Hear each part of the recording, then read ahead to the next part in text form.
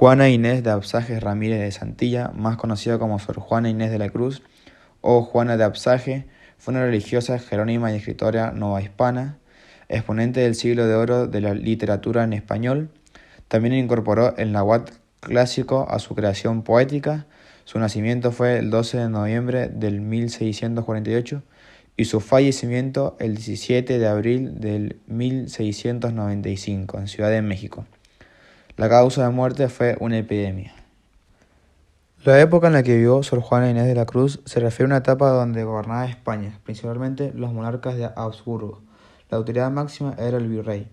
A lo largo de estos años, el virreinato español tenía bajo su mando la Ciudad de México, la cual era el centro político, administrativo, económico y religioso más importante de la colonia. Este periodo fue conocido como siglo de la depresión económica y social. La sociedad era de tipo estamental, es decir, organizada en grupos de estados o estamentos.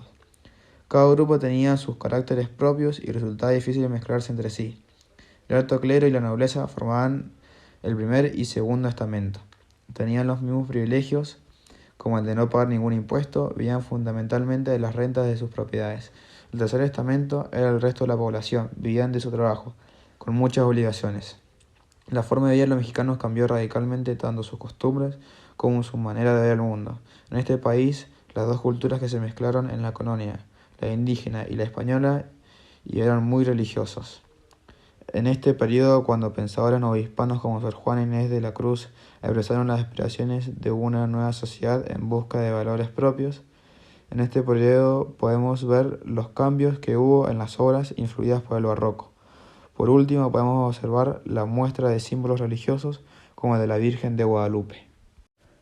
Contexto literario. La literatura del barroco o literatura barroca es un estilo literario europeo que se desarrolló durante el siglo XVII en España. Se caracterizaba por el triunfo de la ornamentación, los juegos de palabras, la búsqueda de la emoción y el placer estético. A diferencia del Renacimiento, el barroco se caracteriza por la idea de desengaño y por el pesimismo. Las temáticas frecuentes en esta literatura son la vida como lucha, sueño o mentira, y la fugacidad de los hechos humanos, plasmadas en un estilo suntuoso y recargado. La literatura barroca hace uso desmedido de la adjetivación, el hipérbaton, la elipsis, la metáfora, la perífrasis, la antítesis y las alusiones mitológicas. En España, el barroco coincide con el siglo de oro. Dominan los temas amorosos, del honor, los religiosos y la sátira. En poesía, la polémica entre conceptismo y culteranismo alterna con el descubrimiento de nuevas formas estróficas y la continuación del soneto renacentista. La novela vive una época de máximo esplendor, con las obras de Cervantes y gran cantidad de subgéneros. En el teatro predominan las comedias y las dramatizaciones de pasajes bíblicos. Pedro Calderón de la Barca mezcla las normas de la comedia con los temas graves y hace evolucionar la tragedia hispánica. Un ejemplo de retruécano en el poema está en los versos: poner riqueza en mis pensamientos, que no mis pensamientos en las riquezas.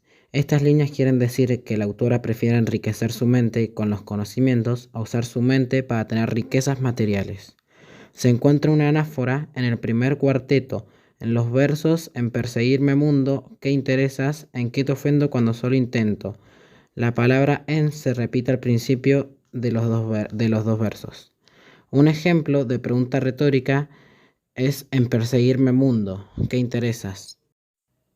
Hay paralelismo en yo no estimo tesoros ni riquezas y yo no estimo hermosura por vencida, y hay hipérbaton en yo no estimo hermosura por vencida, es despojo civil de las edades, ni riqueza me agrada fementida.